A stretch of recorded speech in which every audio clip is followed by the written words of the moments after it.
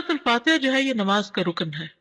عبادہ بن صامت رضی اللہ عنہ سے روایت ہے کہ رسول اللہ صلی اللہ علیہ وسلم نے فرمایا، جس شخص نے سورۃ فاتحہ نہیں پڑھی اس کی نماز ہی نہیں ہوئی۔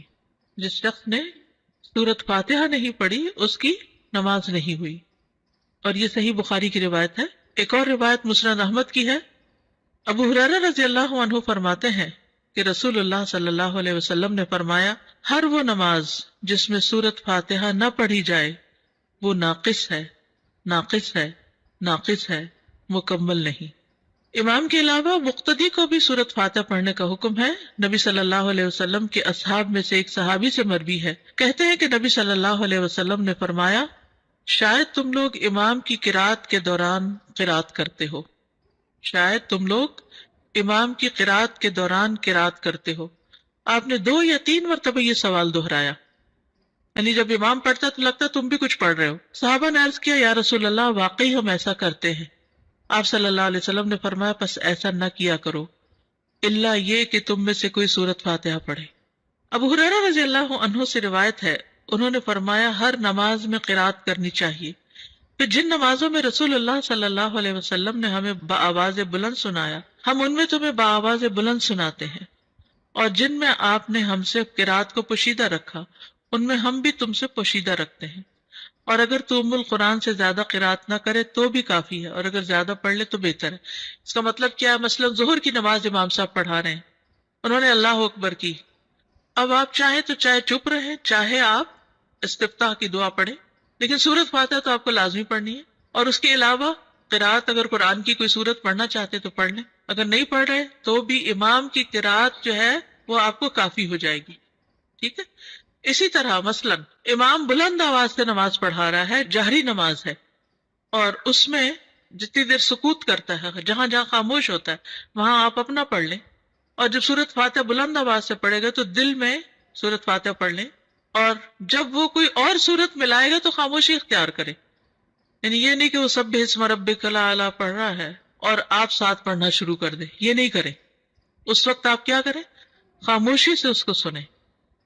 اسی طرح اگر امام نماز پڑھا رہا ہے اور آپ پہنچے ہیں ذرا دیر سے تو سبحانک اللہ وغیرہ نہیں پڑھے، ڈائریکٹ سورۃ فاتحہ شروع کریں تاکہ آپ کی پوری ہو اور آپ امام کے ساتھ رکوع پہ جا سکیں۔ اگر آپ نے قرات کا کچھ حصہ نہیں پایا تو کوئی بات نہیں، پھر بھی آپ کی وہ رکعت پوری ہو جائے گی۔ سورۃ الفاتحہ کی اہمیت اور فضیلت بہت دفعہ آپ نے پہلے بھی پڑھی ہوگی، صرف یاد دہانی اس لیے کرا دیتے ہیں کہ انسان اگر سورۃ الفاتحہ پر بھی توجہ کر لے نماز میں تو باقی نماز میں خشوع آ جاتا ہے۔ آپ یہ تجربہ کر کے دیکھیے، اگر آپ نے سورۃ الفاتحہ کو کیچ کر لیا نا کہ اس کو غور سے توجہ سے ترجمے کے ساتھ پڑھ لیا، ترجمے کے ساتھ مرادی کے دل میں اس کا معنی دہرا رہے ہیں، تو آپ دیکھیں گے کہ آپ نماز میں ٹک جاتے ہیں، پھر نماز میں فوکس قائم ہو جاتا ہے۔ لیکن اگر شروع سے ہی دھیان نہیں جمع تو پھر بعد میں بھی دھیان جمانا مشکل ہوتا ہے۔ 7 مثانی کہا جاتا ہے سورۃ الفاتحہ کو، قرآن مجید میں آتا ہے وَلَقَدْ آتَيْنَاكَ سَبْعًا مِّنَ الْمَثَانِي وَالْقُرْآنَ الْعَظِيمِ، بلا شبہ یقیناً ہم نے آپ کو بار بار دہرائی جانے والی 7 آیتیں اور بہت عظمت والا قرآن عطا کیا ہے۔ یعنی سورۃ الفاتحہ جو ہے سب سے زیادہ قرآن کا حصہ ہم نماز میں اسی کو دہراتے ہیں، یعنی اور کوئی قرآن کا حصہ اتنا نہیں پڑھا جاتا جتنی ریپیٹیشن سورۃ الفاتحہ کی ہوتی ہے، نماز کے اندر بھی اور نماز کے علاوہ بھی۔ تو اسی لیے اس کو سبع من المثانی، دہرائی جانے والی 7 آیتیں۔ رسول اللہ صلی اللہ علیہ وسلم نے فرمایا، اللہ عز و جل نے ام القرآن فاتحہ جیسی سورت نہ تورات میں نازل فرمائی اور نہ ہی انجیل میں، اور یہی 7 مثانی ہے، اور اللہ تعالیٰ فرماتے ہیں یہی سورت میرے اور میرے بندے کے درمیان تقسیم شدہ ہے، اور میرے بندے کو وہی ملے گا جو وہ مانگے گا۔ کیسے تقسیم شدہ ہے؟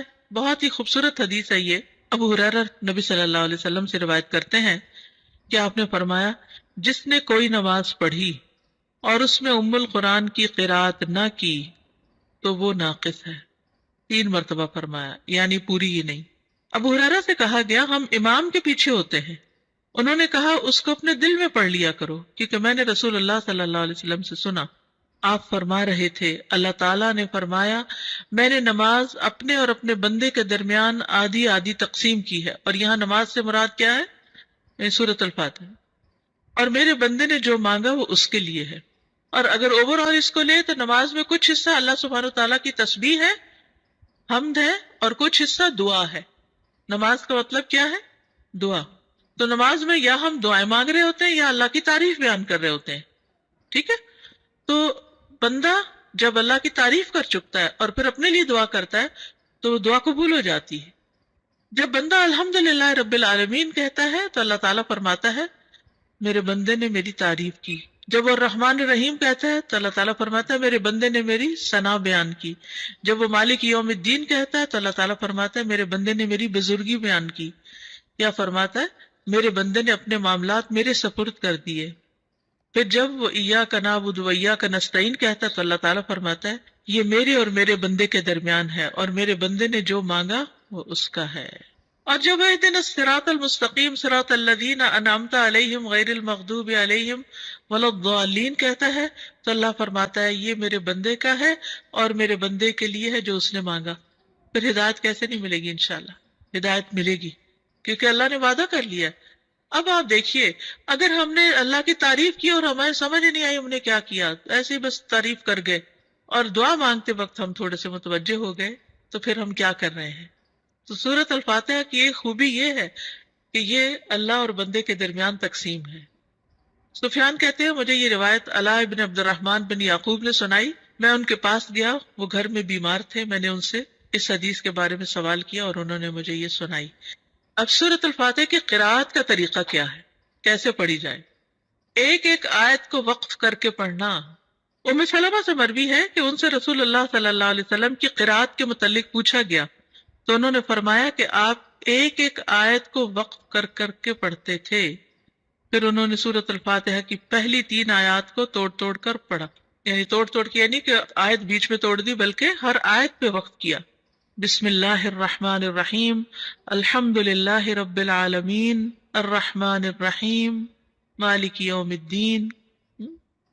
اور پھر کہتی ہیں کانا یقطع قراءتہ آیتن آیتن، کہ نبی صلی اللہ علیہ وسلم ایک ایک آیت کو وقف کر کے پڑھتے تھے۔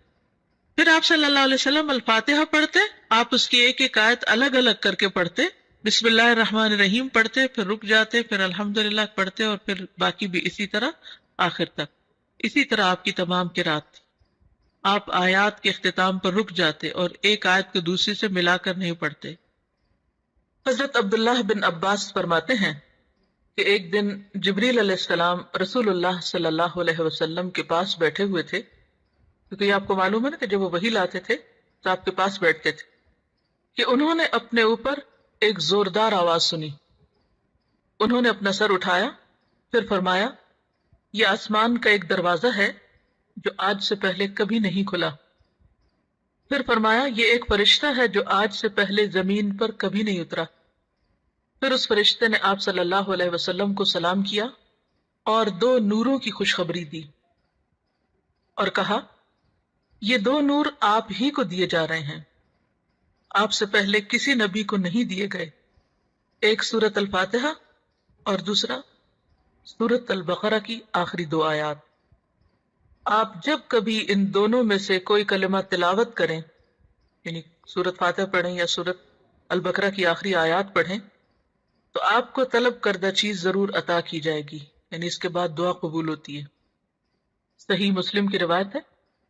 اس سے پتہ چلتا ہے کہ سورۃ الفاتحہ کتنی عظیم سورت ہے اور اس کا پڑھنا کتنا بابرکت ہے، اور اللہ سبحانہ و تعالیٰ نے رسول اللہ صلی اللہ علیہ وسلم پر خاص انعام فرمایا اور آپ کو یہ سورت عطا فرمائی۔ قرآن پاک میں آتا ہے وَلَقَدْ آتَيْنَاكَ سَبْعًا مِّنَ الْمَثَانِي وَالْقُرْآنِ الْعَظِيمِ، کہ ہم نے آپ کو 7 بار بار دہرائی جانے والی آیات عطا کی ہیں، اور اس سے مراد سورۃ الفاتحہ ہی ہے۔ ایک اور حدیث ہے جو بخاری کی ہے، آپ صلی اللہ علیہ وسلم